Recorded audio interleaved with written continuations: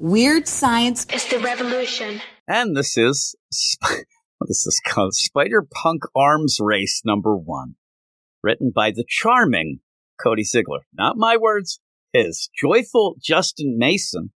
Anybody like when they do this? Like, Stan Lee would do it all the time. Did it. Yeah, he did it, and that's cool because he's kind of that geeky Stan Lee deal. You're like, oh, it's cool. But not, charming Cody Ziegler. Also, I guess, and we were talking about songs and things, I guess he doesn't have much to rhyme with because I like him better when they rhyme or having charming. What is that? You're doing Spider-Punk. This is my biggest problem with him. The only song I can think of is that Smith song. It's the Smith Charming song. Man. Yeah. But that's what it should have been. Charming Man, if you're going to do the Smith deal, because that's, and that's not even punk, though. And that's the thing. Joyful, are you supposed to be like, well, I'll go Joy Division because... Yeah. And the Mighty Mighty Boss Tones, we're getting way off of the rails here. Joyful Justin Mason on art, and we're getting off the rails. Mighty Maury Hallowell on colors, and VC's Thunderous, Travis Lanham, and I'd say Johnny Thunder would be the deal there. But again, I don't know. And I shouldn't care. AC/DC kind of, maybe? I don't know. Again, we're way off. Like, this is Spider-Punk. And what this issue feels like to me are random scenes with people screaming at each other. You said that they're just proclaiming. Yeah, they're proclaiming and pontificating. Yeah. They're yelling statements into the air for the next person. But it feels like everybody is screaming at each other at all times and just in your face in a bad way. You have a random dialogue words are in red for no reason. And the art, which is interesting, adds to the frenetic nonsense that's going on with everything else that when I read this book, I told you I got anxious. Yeah, I agree. It's triggering. It's very triggering. It is. And so when you're reading it, you can't figure out what to pay attention to because the art has a cool vibe, but there's so much dialogue. Then the dialogue has red words. It's overwhelming. This book is the randomness of nothing. The beginning, get the origin story, and it's quick and it's okay. So then we go and we know that the lizards, they're bad guys, but not here. What are they doing? If you think of this as a random thing of just, hey, this is how the world is, and they are just a band. They're a rival band. They're talking about, hey, we got a demo maybe we'll get signed. This will be awesome. We'll get a record deal. And all of a sudden, Spider-Punk and his gang, the Spider Band, because everything's so original, they just come flying in and beat the crap out of them. You beat the living hell out of these guys just because they're a rival band. Yeah, by the end, seriously, this is what Oasis should have done with Blur in the 90s. They would have kicked the crap out of them. But you end up what is going on? Like, it's a cold open, but have them robbing a music store to get, hey, we need that guitar. We're going to do or something. Breaking into a studio or something. They're just walking down the street at this point, right? Targeting or something. I don't know what this is. I don't know what's going on. Then they're just choking them out. I don't like how you look, so I'm going to beat you up. Then I love where at one point you have Stegron and you have Miss Marvel choking him out. I'm like, don't choke out Salacious Crumb. I mean, that's what he looks like. Look at him there. It looks like he's laughing it up like that. Yeah, doesn't he? Or what was that stupid show in the 90s, the dinosaurs? Not the mama. They showed up to beat up the Muppets. Yep. Like to just completely destroy them. The premise is just nuts. I keep going over this with you, but like, if everything's anarchy and your characters are anarchy, then what's the point? In a world where everything's punk, nothing's punk. Nothing's punk. They should be going against the Iron Yuppie. Like, have some fun with this. Have them fight disco, which punk was against. Have them fight some crazy New York City disco. You get a little John Travolta, Saturday Night Fever in there, and we could actually have some fun. Something like that, but everybody's punk. So there you go. So they're like, and then they just yell stuff. I'll give you this too. I think Cody Ziegler, you think he's trying to, like, his idea. Punk rock means we don't stop. It's always frantic and everybody's doing it. Though they're not doing anything, they're still angry and yelling. I mean, everything ends with an exclamation mark. Yeah, it's everybody's screaming. That means they're yelling. I don't know. It's, like when you're in high school or middle school, your teacher has that conversation with you. Maybe you should use a little less exclamation marks. And usually it sinks in and you don't continue that into your writing career. Hobie, Spider-Punk, at points, this is his dialogue. Spider-Van! Spider Band, Spider Bass. Like, that's it. He's just yelling. I'm swear he's like, Spider Shoes, Spider Jacket. Like, he just yells stuff. And the first series, the big play was, the big running joke was that Spider Punk wanted to call their hideout Spider Base. That is the stupidest thing I've ever heard. And yet that became the joke. But where's that funny? Where is that funny that you say, who the hell cares what you, Spider Bass? Maybe if you spelled it like a bass guitar, maybe it'd be different. Yeah, see? Now you're talking. Like, what is punk about Spider Bass? Nothing. Oh, your Spider Bass belonged to us is what he should have yelled. We could fill all the references. So I don't even know if anybody but you even knows what I'm That's talking a good about. one. Yeah. So then you end up having T'Challa, Shuri's there. So Wakanda comes in. But again, all this is to force, all they're there is to kind of like, hey, we're Wakanda and we're rebuilding America like we said, but we do it the Wakanda way. All right, well, we're punk. Well, we're Wakanda. All right, let's do it together at the end. The only interesting thing in this whole thing is Doc Ock, because then you go and see the Justin Hammer and Doc Ock. They're going to be the villains. They are making what looks like a Cthulhu mecha that's never going to work out, and I don't know why, but it's going to be one of the, like, almost like a sentinel of this deal to take care of Spider-Punk and his band. And even then, you have it's just nothing set up. But it's Doc Ock who is mad that he doesn't want to work for this Justin Hammer, but he has because he's got the money and the equipment. But this guy's a snake oil salesman. Doc Ock doesn't like him. He doesn't think that he's smart. And then you just have this whole play throughout just extended, boom, boom, boom, to just let loose on this Cthulhu mecha that then gets beat up by the Spider Band. That's it. Yeah, I mean, it really is just a standard Doc Ock. Yeah, that's why I like him. Nothing different. Yeah, that's why we like him. Yeah.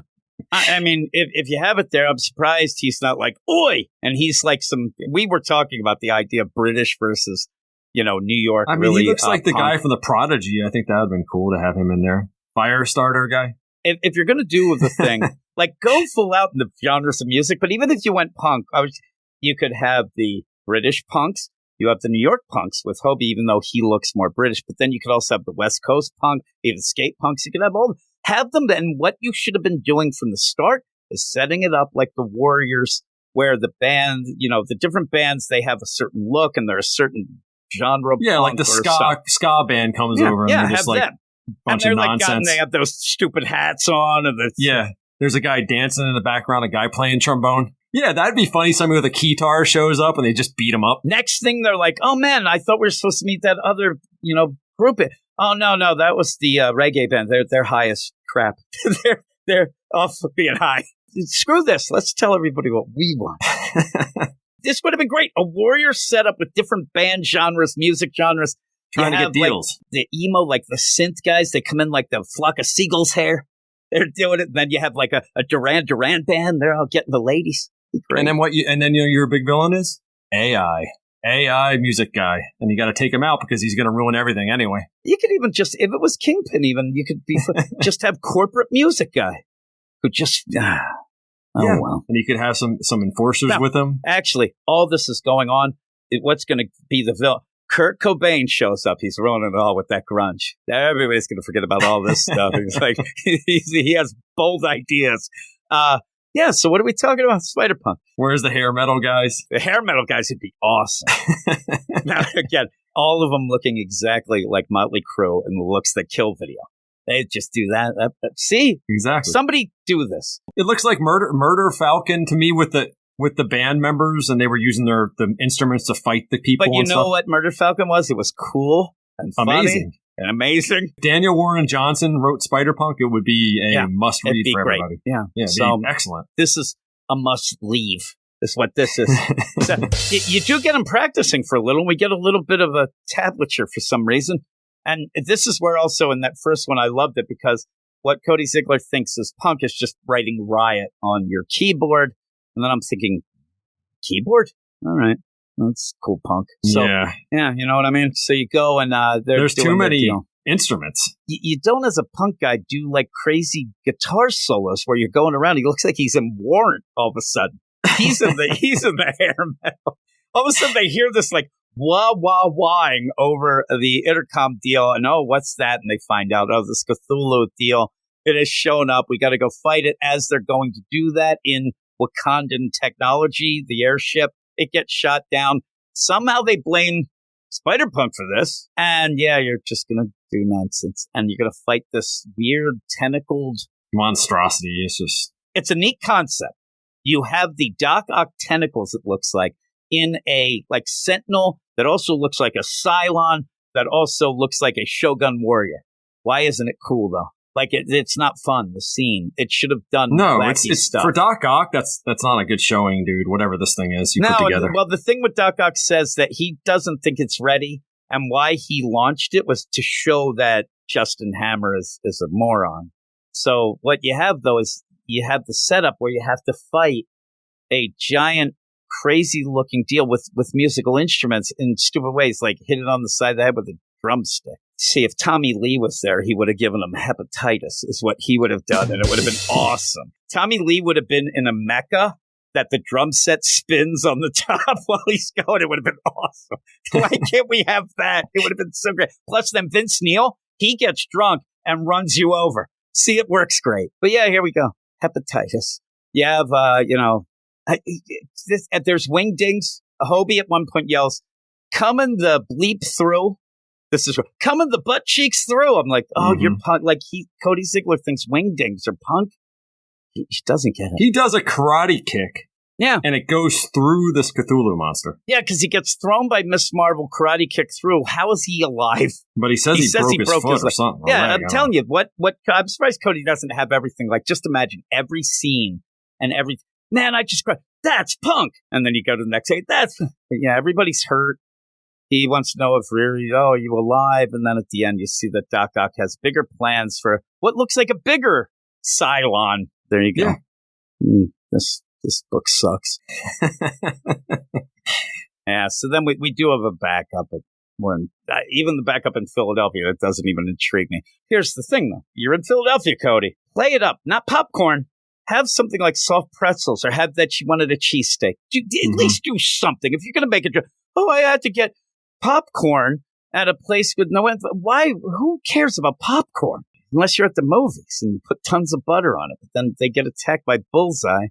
Comes in Bullseye again because he's punk. Everybody. And it's a regular Bullseye, though. It's just a Bullseye with a different shirt on. Yeah, it's a Bullseye looking like he's punk. But I think also the art and the thing is just like, make him look like scumbags. That's punk. That's what he looks like. Yeah, everybody looks homeless. Yeah, he does. They're just smashing it up. And then at the end, why change the art style at the end? It's like chibi nonsense at the end. I'm like, I don't know what you're doing here. You're mixing a lot of things, but we mixed a lot of things in too. I hate this issue so much that I had to find something to laugh at so we could talk. So I apologize. But what would you give this? I mean, it's a laugh riot, this thing. Yeah. I don't know. I like some of the art. I'll give it a 3. Yeah. I don't know. I'll give it a 3.5. Yeah. I think the art is pretty cool. But mixed with this sort of over-the-top yelling and screaming with no real story being... Really, the story in this is only being told through Doc Ock and Justin Hammer, and that's thin. The other stuff is just people yelling at each other just about nothing, about what they are doing at that exact moment. Like, hey, we're walking up the stairs! And then they walk up the stairs, and hey, we're doing this! And it's just nothing. It is really nothing. I think that this whole thing was a debacle to start with. I said at the end, you end up having, I think it's the editor, like, man, everybody bought this up like hotcakes. So I don't want to call anybody a liar, but maybe they did. I don't know why. I get the idea this will be the anti-Shrek. And this is how I'll say that when Shrek came out, no, a lot of people didn't see it in the theater. Then when it came out on home video and whatever, a lot of people saw Shrek 2 went through the roof. This, I think, is anti-Shrek. Maybe some people did end up like, yeah, I don't think they're coming back. We know why it sells. Variant covers, he looks pretty cool, and that movie. Those are the 3 reasons. Weird science is the revolution.